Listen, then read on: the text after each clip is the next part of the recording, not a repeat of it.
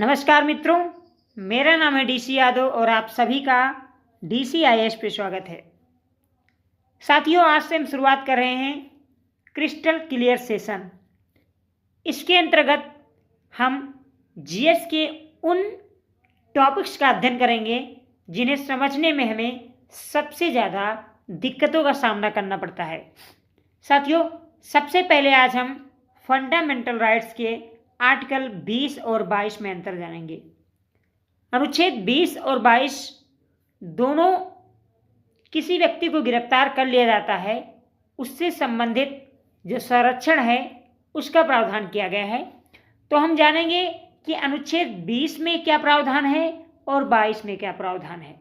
साथियों, सबसे पहले जानते हैं अनुच्छेद 20 के बारे में। अनुच्छेद 20 कहता है साथियों कि अपराधों के लिए दोष सिद्धि संबंधी संरक्षण, यानी आपके ऊपर अपराध सिद्ध हो चुका है, आप अपराधी हैं, ऐसा कोर्ट मान चुका है।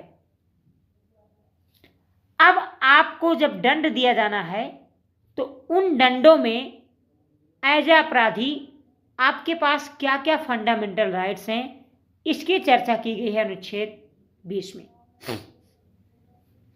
अनुच्छेद 20 सब क्लॉज 1 में कहा गया है साथियों कि किसी व्यक्ति को अपराध के लिए वही दंड दिया जा सकता है जो अपराध के समय था। फॉर एग्जाम्पल, मान लीजिए अभी न्यू व्हीकल जो एक्ट आया, पहले हेलमेट न लगाने पर 100 रुपये का चालान होता था। अब अगर आप बिना हेलमेट के पकड़े जाते हैं तो आपके ऊपर 1000 रुपये का चालान होगा। मान लीजिए कि आपने क्राइम तब किया था जब कानून 100 रुपये वाला था, लेकिन आप तब से नज़र में नहीं थे, पुलिस आपकी तलाश कर रही थी और जब आप पकड़े गए हैं तो अब आपसे 1000 रुपया चालान नहीं लिया जा सकता, क्योंकि जिस समय आपने अपराध किया था उस समय 100 रुपये का चालान था। तो इसमें साफ कहा गया साथियों कि व्यक्ति को दंड वही दिया जाएगा अपराध के लिए जो अपराध के समय लागू था। यानी मान लीजिए कि आज रात को कोई नया कानून आ गया किसी अपराध के लिए कि अगर कोई व्यक्ति दहेज प्रथा का दोषी पाया जाता है तो उसे 2 वर्ष की सजा होगी। कल किसी व्यक्ति को गिरफ्तार किया गया था, तब दहेज प्रथा में दोषी व्यक्ति के लिए सजा का प्रावधान 6 महीने का था। अब व्यक्ति को कल रात को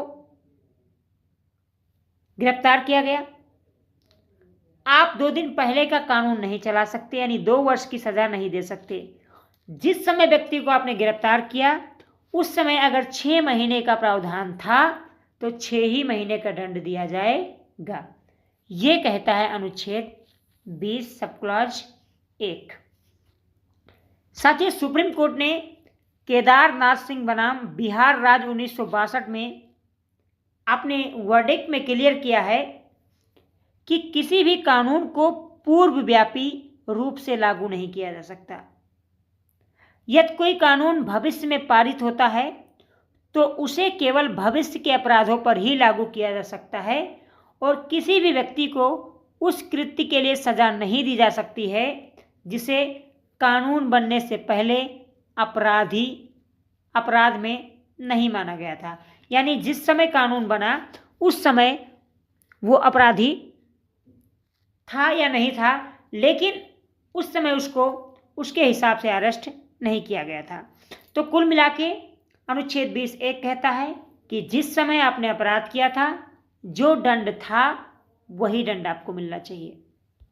अब बात करते हैं साथियों अनुच्छेद 20 सब क्लॉज 2 की।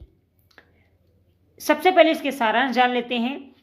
अनुच्छेद 20 का दूसरा जो अनुच्छेद है वो कहता है कि किसी व्यक्ति को एक अपराध के लिए विधि द्वारा स्थापित किसी न्यायालय द्वारा दोष सिद्धि और दंडित किए जाने के बाद उसी अपराध के लिए फिर से दोषी दंडित नहीं किया जा सकता है।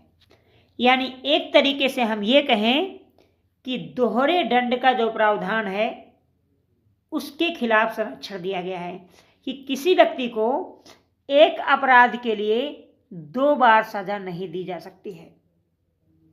यदि किसी व्यक्ति को किसी अपराध के लिए पहले दोषी ठहराया जा चुका है और उसे सजा दी जा चुकी है तो उसे उसी अपराध के लिए पुनः सजा नहीं दी जा सकती। ये प्रावधान है अनुच्छेद 20(2) में। साथियों, इसका तात्पर्य है कि विधि द्वारा स्थापित जो न्यायालय है यह सिद्धांत तभी लागू होता है जब व्यक्ति को एक विधिवत स्थापित न्यायालय द्वारा सजा दी गई हो। यह पुलिस जांच या प्रशासनिक कार्रवाई पर लागू नहीं होता। कहने का तात्पर्य है कि अगर कोई न्यायालय आपको सजा सुना चुका है तो कोई दूसरा न्यायालय आपको सजा नहीं सुना सकता। इस बात पे हाँ, अगर आपको पुलिस किसी कार्रवाई के लिए एक बार बुला चुकी है तो आपको दोबारा बुला सकती है, ऐसा किया जा सकता है। ये नियम केवल उसी पे लागू होगा जब कोई न्यायालय द्वारा स्थापित न्यायालय द्वारा आपको सजा सुना दी गई है किसी अपराध के लिए और पुनः आपको सजा नहीं सुनाई जाएगी। ऐसा भारत के संविधान का भाग 20 का सब क्लॉज 2 कहता है। इसका तात्पर्य हुआ साथियों कि द्वैध अभियोजन का सिद्धांत, अर्थात कि न्यायिक प्रणाली का दुरुपयोग ना हो और किसी व्यक्ति को बार बार एक ही अपराध के लिए सजा ना मिले, उसे परेशान ना किया जाए, इसीलिए यह प्रावधान किया गया है अनुच्छेद 20 सब क्लॉज 2 में। आशा करता हूं आपका क्रिस्टल क्लियर हो चुका होगा। अब साथियों अनुच्छेद सब क्लॉज 20(3) की बात करते हैं। 20(3) में कहा गया है कि व्यक्ति को स्वयं के विरुद्ध गवाही देने के लिए बाध्य नहीं किया जा सकता है।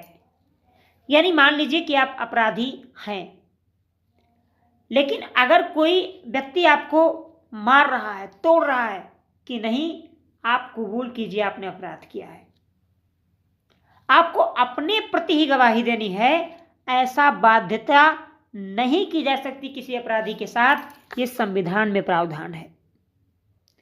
सुप्रीम कोर्ट ने बकायदा नरसी राम बनाम मध्य प्रदेश राज्य 2007 मामले में फैसला दिया था कि आत्मदोष प्रमाण के लिए विवश न किया जाए और इसी के तहत अनुच्छेद 20(3) की व्याख्या की थी। कोर्ट ने कहा कि किसी आरोपी को अपने खिलाफ सबूत देने के लिए बाध्य नहीं किया जा सकता। यह अधिकार व्यक्ति की गरिमा, न्याय की निष्पक्षता के लिए अत्यंत महत्वपूर्ण है। यानी अनुच्छेद 20 सब क्लॉज 3 का सीधा प्रावधान यह है कि किसी व्यक्ति को जबरदस्ती स्वयं के विरुद्ध गवाही देने के लिए बाध्य नहीं किया जा सकता। ये संविधान में लिखा है और बकायदा इस पे सुप्रीम कोर्ट की मोहर लग चुकी है। अब साथियों बात करते हैं अनुच्छेद 22 की। अनुच्छेद 20 जहां ऐसे व्यक्ति की गिरफ्तारी के संरक्षण की बात करता था जिसे गिरफ्तार कर लिया गया हो और वो अपराधी ठहराया जा चुका हो, लेकिन अनुच्छेद 22 ऐसे व्यक्ति की गिरफ्तारी की बात कर रहा है जिसके अपराध करने की उम्मीद है।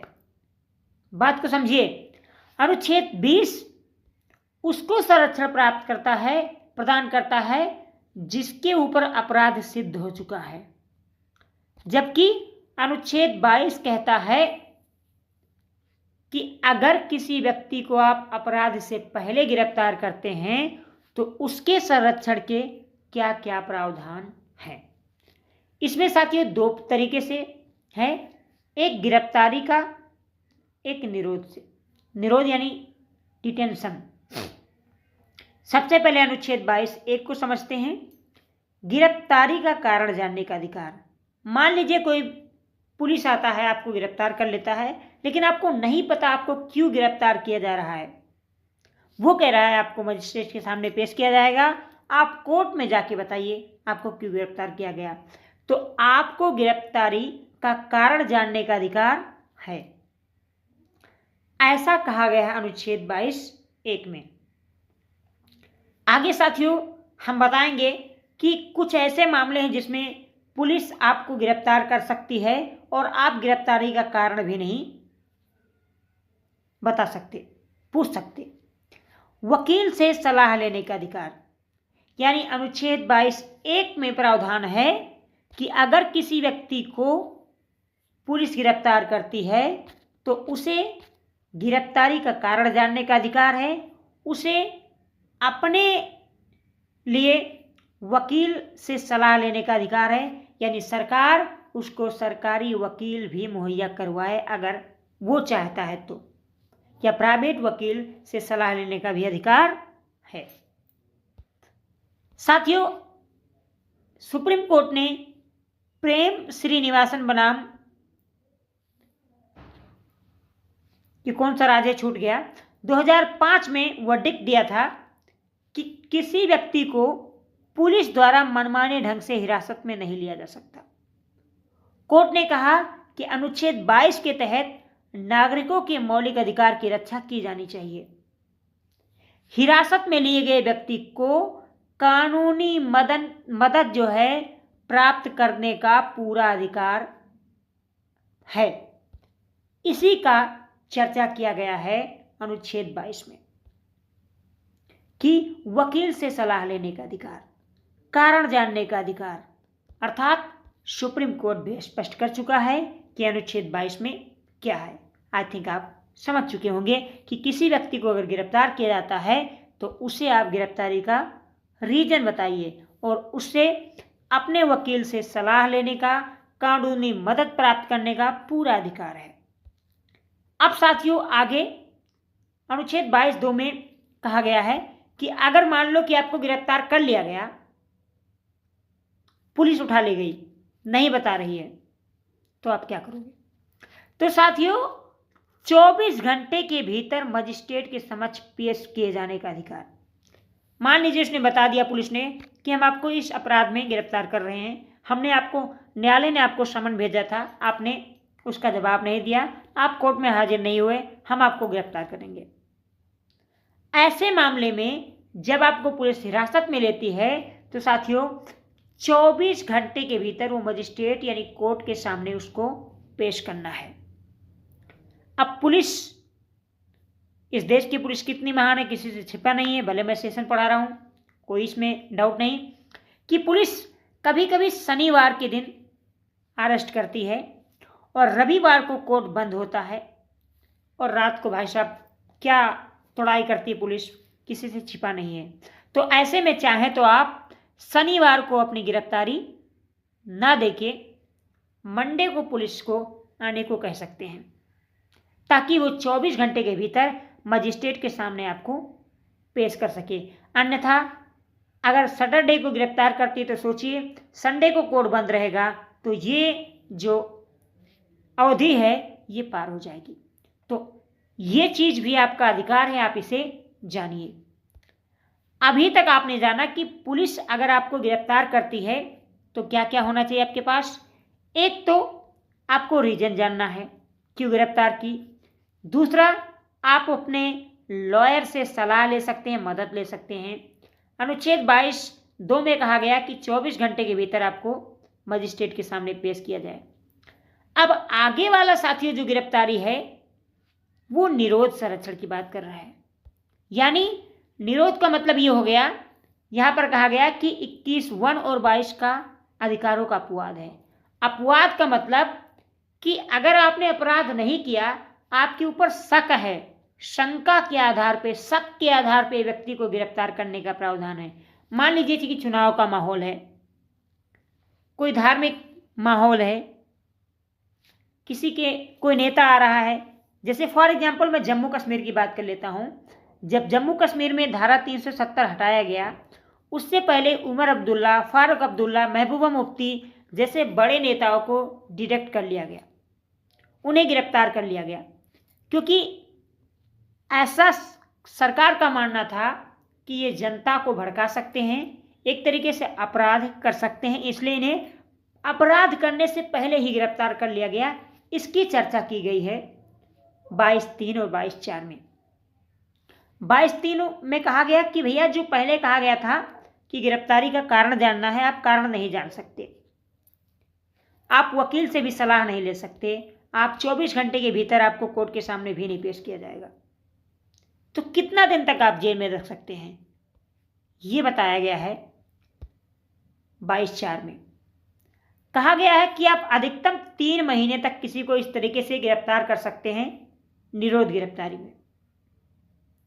उसके बाद उसको संरक्षण का प्रावधान किया गया है, यानी 3 महीने तक आप किसी व्यक्ति को रख सकते हैं। अगर आपको 3 महीने से ज़्यादा रखना है तब क्या करें? परिस्थितियाँ ऐसी बनी कि जैसे जम्मू कश्मीर में 370 3 महीने में सॉल्व नहीं होने वाला था, तो आप क्या करोगे? तो आपको भैया एक सलाहकार बोर्ड के मत के अनुसार कार्य करना पड़ेगा, यानी एक सलाहकार बोर्ड का गठन होगा और इस सलाहकार बोर्ड में न्यायालय के न्यायाधीश या उसके समक्ष के व्यक्ति शामिल होंगे। जब वो सलाह देंगे तब आप 3 महीने से ज़्यादा निरोध गिरफ्तारी को बढ़ा सकते हैं। इसका संरक्षण दिया गया है 22(4) में। साथियों, सुप्रीम कोर्ट ने कुलदीप नैयर बनाम भारत राज्य 2006 में फैसला दिया था कि प्रिवेंटिव डिटेंशन अधिकार की चर्चा की गई है। सुप्रीम कोर्ट ने इसने कहा कि प्रिवेंटिव जो डिटेंशन है, यानी निरोध जो गिरफ्तारी है, उसकी वैधता तो बरकरार रखी कि आप कर सकते हो। इसी के तहत हमने कहा महबूबा मुफ्ती, फारूक अब्दुल्ला, उमर अब्दुल्ला को गिरफ्तार किया गया था। लेकिन यह भी कहा कि ऐसे मामलों में न्यायालय द्वारा आवश्यक समीक्षा की जानी चाहिए ताकि किसी व्यक्ति को अनुचित तरीके से हिरासत में न लिया जाए।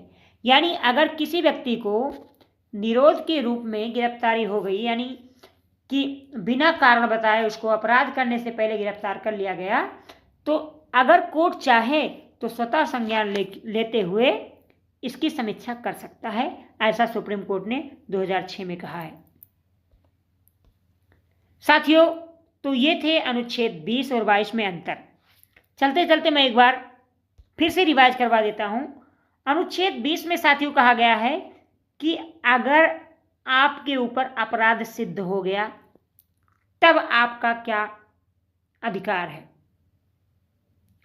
अनुच्छेद 22 कह रहा है कि आपके ऊपर अपराध नहीं सिद्ध हुआ है, केवल दोष लगाया गया है। ऐसे में जब पुलिस आपको उठा के ले जाती है तो आप उसका रीजन पूछ सकते हैं। आपको 24 घंटे के भीतर मजिस्ट्रेट के सामने पेश करना होगा। आप अपने वकील से सलाह ले सकते हैं। वही 22(3) में और 4 में प्रावधान है कि भैया इसका अपवाद, यानी प्रिवेंटिव डिटेक्शन की बात की गई है, यानी निरोध गिरफ्तारी की बात की गई है कि हम आपको कारण भी नहीं बताएंगे, हम आपको मजिस्ट्रेट के सामने भी पेश नहीं करेंगे, हम आपको गिरफ्तार कर लेंगे। कैसे? अपराध उद्दीपन के शक के आधार पे मैक्सिमम 3 महीने तक रख सकते हैं। उसके आगे अगर रखना है तो एक सलाहकार बोर्ड का मत अनिवार्य है। हमने इसकी चर्चा की अनुच्छेद 20 और 22 में। आई थिंक क्रिस्टल क्लियर हो चुका होगा साथियों। आप सभी को सेशन कैसा लगा आप जरूर बताइएगा। सेशन पसंद आया तो अपने दोस्तों के साथ फटाफट शेयर कर दीजिए। साथ ही चैनल को सब्सक्राइब कर लेना और बेल आइकन को प्रेस करना ना भूलें। अपनी शिकायत और सुझाव जरूर दें। आप सभी का बहुत बहुत धन्यवाद।